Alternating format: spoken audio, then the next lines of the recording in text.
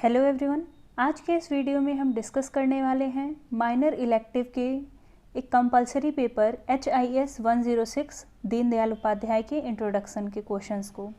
ये क्वेश्चन आपका BA BCom first semester के लिए इम्पॉर्टेंट है। ये जितने भी प्रश्न हैं ये दिया गया है आनंद प्रकाश जी द्वारा, जो सर्वोदय किसान पोस्ट ग्रेजुएट कॉलेज कौड़ीराम में सहायक प्राध्यापक हैं, वो भूगोल विभाग के। इसमें जो MCQs क्वेश्चंस हैं उसको स्टार्ट करते हैं। सबसे पहला आपका क्वेश्चन है कि पंडित दीनदयाल उपाध्याय का जन्म कहाँ हुआ था। तो पंडित दीनदयाल उपाध्याय जी का जन्म हुआ था मथुरा के चंद्रभान ग्राम में।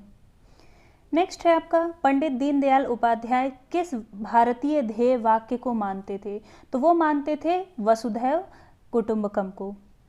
तीसरा प्रश्न है आपका, पंडित दीनदयाल उपाध्याय जी के अनुसार भारतीय संस्कृति डैश का जीवन दर्शन है, यानी कि भारतीय संस्कृति आपके जीवन का दर्शन है, तो वो है आपके एकात्म मानव दर्शन का। नेक्स्ट है, पंडित दीनदयाल उपाध्याय जी का जन्म कब हुआ था। तो वो हुआ था 25 सितंबर 1961 में। 25 सितंबर को मनाया जाता है अंत्योदय दिवस के नाम से। तो क्वेश्चन में आपके ये भी हो सकता है कि अंत्योदय दिवस कब मनाया जाता है, तो वो है 25 सितंबर। या फिर क्वेश्चन हो सकता है कि अंत्योदय दिवस किसके जयंती पर मनाया जाता है, तो वो है आपका पंडित दीनदयाल उपाध्याय। नेक्स्ट है, उपाध्याय जी का विचार है पश्चिम का दर्शन बोलता है व्यक्तिवादी होने के कारण चारों ओर घूमता है, यानी कि जो पंडित दीनदयाल उपाध्याय जी का विचार है वो किसके चारों ओर घूमता है, तो वो घूमता है मैं के, यानी कि जो आई है उसके आगे। नेक्स्ट है, उपाध्याय जी के विचार से पूंजीवादी और समाजवाद का जन्म कैसे होता है। तो वो होता है अहंकार से, यानी कि पूंजीवादी हो गया चाहे समाजवाद हो गया, तो वो अहंकार के विचारों से ही जन्म उसका होता है। नेक्स्ट है, समाज और संस्कृति का आधार सहयोग बनाकर ही पाया जा सकता है। तो समाज और संस्कृति का आधार नर से नारायण का आधार बना करके पाया जा सकता है।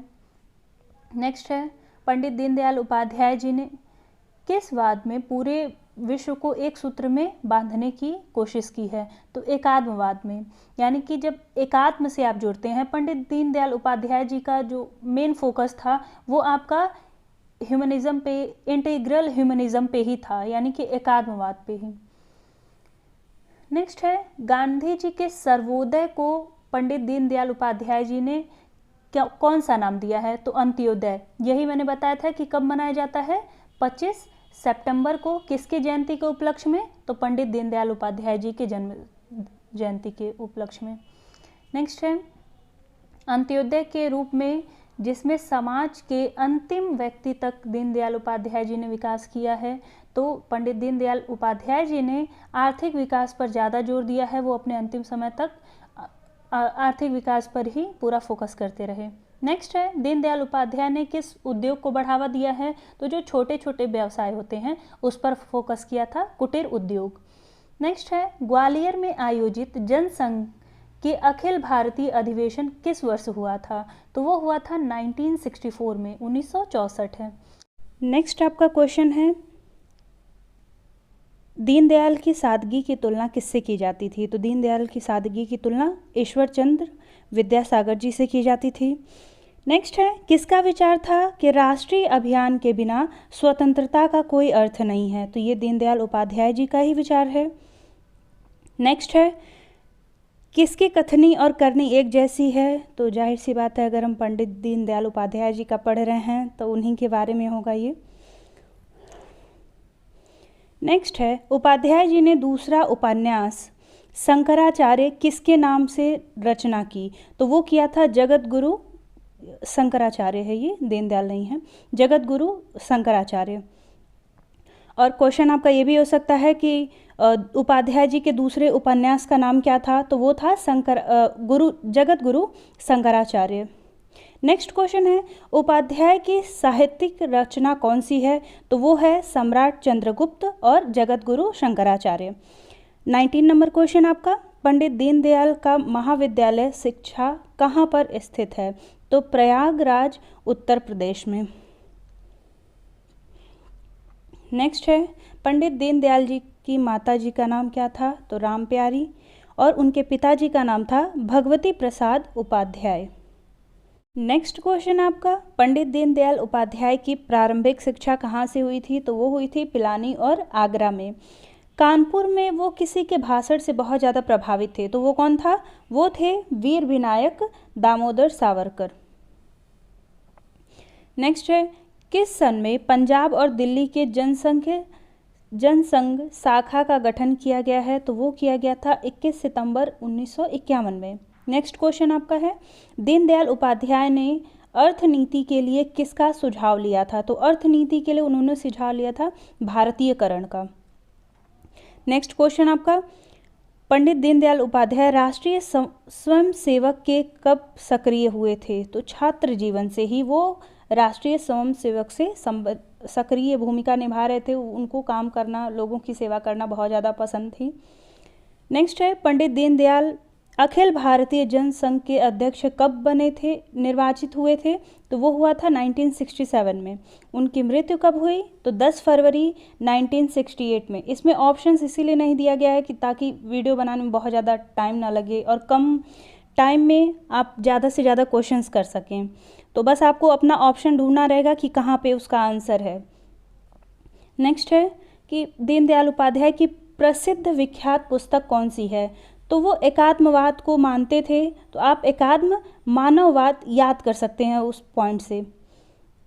नेक्स्ट है, उपाध्याय के अनुसार निम्नलिखित में से कौन सी कृति आर्थिक जीवन को नियंत्रित करती है? तो उनके अनुसार आर्थिक जीवन को नियंत्रित करने के लिए उत्पादन, वितरण और उपभोग यानी कि प्रोडक्शन, डिस्ट्रीब्यूशन एंड कंजप्शन, ये तीनों चीज़ें चाहिए थी।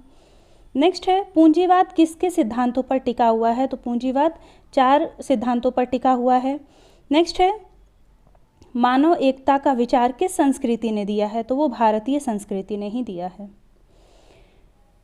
नेक्स्ट है, किसने कहा भारतीय संस्कृति के एक दर्शन में एक आत्मा अर्थनीति तीसरा विकल्प बन सकता है? तो पंडित दीनदयाल उपाध्याय जी ने ही कहा है। ये स्टेटमेंट भी दे सकता है और इसी तरीके से बोल सकता है कि बताइए पंडित दीनदयाल उपाध्याय जी ने किस तरीके से स्टेटमेंट दिए थे। नेक्स्ट है, जनसंघ सिद्धांत और नीति किसकी पुस्तक है? तो पंडित दीनदयाल उपाध्याय की। क्वेश्चन आपका ये हो सकता है कि पंडित दीनदयाल उपाध्याय जी की पुस्तक का नाम क्या है, या फिर बताइए निम्नलिखित में से उनकी पुस्तक में कौन सा सम्मिलित नहीं है। तो आप 2-3 पुस्तक का नाम याद रहेगा तो उसके अकॉर्डिंग आप उसमें कर सकते हैं अपना। नेक्स्ट है, किसके बिना मनुष्य का मूल्य शून्य है? तो समष्टि के बिना। नेक्स्ट आपका क्वेश्चन है, पंडित दीनदयाल उपाध्याय जी का जीवन कैसा था? तो उनका जीवन simple living, high thinking, simple behaviour and कर्मठा की साक्षात मूर्ति थे वो। नेक्स्ट है, अखंड भारत पुस्तक किसके द्वारा लिखी गई है? तो अभी ऊपर हम लोग 3-4 बुक्स के बारे में वैसे ही देख चुके हैं, ये भी याद कर लीजिएगा। अखंड भारत तो पंडित दीनदयाल उपाध्याय जी ने लिखी है। दीनदयाल उपाध्याय किसके विरुद्ध थे? तो वो थे सहकारी कृषि के विरुद्ध। नेक्स्ट क्वेश्चन, उन्होंने अपना बीए कहाँ से कंप्लीट किया था? तो राजस्थान के बिरला कॉलेज से। नेक्स्ट क्वेश्चन आपका, पंडित दीनदयाल उपाध्याय जी ने किस अधिवेशन में सर्वप्रथम अध्यक्षता भाषण दिया था? तो वो था कालीकाट अधिवेशन में। नेक्स्ट है, पंडित दीनदयाल उपाध्याय श्रमेय जयते कार्यक्रम कब प्रारंभ किया था? तो ये कार्यक्रम के नाम भी पूछ सकता है और उसके साथ साथ उसका डेट भी पूछ सकता है, 16 अक्टूबर 2016 में। नेक्स्ट है, जौनपुर चुनाव में पंडित दीनदयाल किसके नाम पर चुनाव लड़ने के लिए मना किया? तो ब्राह्मणों के नाम पर चुनाव लड़ने के लिए मना किए थे। नेक्स्ट है, दीनदयाल उपाध्याय के अनुसार संस्कृति की मूल विशेषता क्या है? तो वो है जीवन का एकीकृत रूप शक्ति के बारे में। नेक्स्ट है आपका, पंडित दीनदयाल का विचार है, तो उनका विचार है विनियमित कार्य में निहित होना। नेक्स्ट है, दीनदयाल उपाध्याय ने धर्म के विषय पर विचार किया है, तो धर्म के विषय पर उन्होंने बहुत व्यापक रूप से विचार किए हैं। नेक्स्ट है, पंडित दीनदयाल उपाध्याय ने किसके दर्शन का प्रभाव था? उनके जीवन पर किसके दर्शन का प्रभाव है? तो शंकराचार्य जी के दर्शन का, और इन्हीं पर उन्होंने अपना सेकंड उपन्यास भी लिखा था। नेक्स्ट है, उपाध्याय जी ने भारतीय समाज में व्याप्त असमानता का विरोध किया है, तो उन्होंने जातिगत असमानताएं जो हैं उस पर विरोध किया है। नेक्स्ट है, उपाध्याय जी परमेश्वर को प्राप्त करने का अधिकार माना है, तो वो समान अधिकार है, यानी कि हर एक पर्सन के पास इक्वल राइट है वो परमेश्वर को प्राप्त कर सके। नेक्स्ट क्वेश्चन आपका, पंडित दीनदयाल उपाध्याय के अनुसार हिंदुत्व क्या है, तो एक जीवन पद्धति का नाम है हिंदुत्व। नेक्स्ट 50 नंबर का क्वेश्चन आपका, सितंबर को प्रतिवर्ष राष्ट्रीय अंत्योदय दिवस के रूप में मनाया जाता है, तो पंडित दीनदयाल उपाध्याय जी के जन्म दिवस को राष्ट्रीय अंत्योदय दिवस मनाया जाता है। इससे रिलेटेड मैंने पहले ही बता दिया है कि हो सकता है आपका डेट पूछे तो 25 सितंबर या फिर इस तरीके के स्टेटमेंट दे दे, नहीं तो पूछ ले कि अंत्योदय दिवस किसके जयंती के रूप में मनाया जाता है, तो दीनदयाल उपाध्याय जी के जयंती के रूप में। नेक्स्ट है, उपाध्याय जी भारतीय जनसंघ के अध्यक्ष पद पर कार्य किया है, तो वो 67 से लेकर के 68 तक। किसके सहयोग से दीनदयाल उपाध्याय जी ने अपनी सामाजिक और राष्ट्रीय मुद्दों पर गंभीर चर्चाएं हुई हैं, तो बाबा राव और दादा राव के साथ। नेक्स्ट है आपका, उत्तर प्रदेश के प्रांत प्रचारक का दायित्व दीनदयाल उपाध्याय को कब सौंपा गया था, तो वो 1955 में। नेक्स्ट है, दीनदयाल उपाध्याय महामंत्री के पद पर कितने वर्ष तक बने रहे थे, तो वो 15 वर्षों तक। नेक्स्ट आपका क्वेश्चन है, स्वदेश पत्रिका संबंधित है, तो पंडित दीनदयाल उपाध्याय जी से ही संबंधित है स्वदेश पत्रिका। नेक्स्ट है आपका 56 नंबर क्वेश्चन, दीनदयाल की पुस्तक में राष्ट्रीय जीवन के बारे में बताया गया है, तो राष्ट्रीय जीवन की दशा कैसी है उसके बारे में बताया गया है। नेक्स्ट है, पंडित दीनदयाल जी के अनुसार जनता के विचार कैसे बदलने चाहिए, जन शिक्षा के माध्यम से। जब आप शिक्षित करते हैं लोगों को तो उनके विचार भी उसके अनुसार बदलते हैं, ये पंडित दीनदयाल उपाध्याय जी का मानना था। नेक्स्ट है, पंडित जी के अनुसार आज़ादी क्या है, तो हमारी संस्कृति अभिव्यक्त करने का साधन। जब आज़ादी के बारे में बात होती है तो हम अपनी संस्कृति की अभिव्यक्ति किस तरीके से करते हैं, वो हमारी आज़ादी है। नेक्स्ट क्वेश्चन इसी का रिवर्स बन सकता है कि पंडित दीनदयाल उपाध्याय जी की पत्रिका का नाम क्या है, तो वो है राष्ट्रीय धर्म। राष्ट्रीय धर्म किसने लिखा है, पंडित दीनदयाल उपाध्याय जी ने। नेक्स्ट है, पंडित दीनदयाल जी अमेरिका के भारतीय मैत्री समिति में किस वर्ष भाग लिए हैं, तो वो 1963 में उसके पार्ट रहे हैं। नेक्स्ट है, अमेरिका दीनदयाल उपाध्याय की विद्वता से प्रभावित होकर उन्हें किससे सम्मानित किया था, तो टेक्सास की नागरिकता से। उन्हें उसकी नागरिकता दे करके उनसे जिस तरीके से उनके इंटेलिजेंसी से वो प्रभावित होकर के उनको वो सम्मान दिया गया था। नेक्स्ट है, दीनदयाल जी के परदादा हरिराम उपाध्याय का व्यवसाय क्या था, तो वो ज्योतिष थे। नेक्स्ट है, दीनदयाल जी के पिता जलसेर में नौकरी कौन सी करते थे, तो वो सहायक स्टेशन मास्टर की नौकरी करते थे। पिता की मृत्यु के समय दीनदयाल उपाध्याय की उम्र क्या थी, तो वो 3 वर्ष के थे। इससे आपका एमसीक्यू भी थोड़ा तैयार हो जाएगा। जैसे अगर मान लीजिए आपका पूछता है कि दीनदयाल उपाध्याय जी के बारे में आप बताइए, थोड़ी टिप्पणी करिए, तो कई सारी चीज़ें आप इस एमसीक्यू के माध्यम से लिख सकते हैं कि उनके पिताजी इस पोस्ट पे थे और वो फैमिली से बिलोंग करते थे, जहाँ ज्योतिष फैमिली से बिलोंग करते थे। उसके बाद उनके पिताजी जब वो 3 वर्ष के थे तभी उनकी डेथ हो गई थी। तो ये सारी चीज़ें आप लिख सकते हैं। और उसके साथ वो अनाथ कब हो गए थे, तो 7 वर्ष की अवस्था में ही वो अनाथ हो गए थे।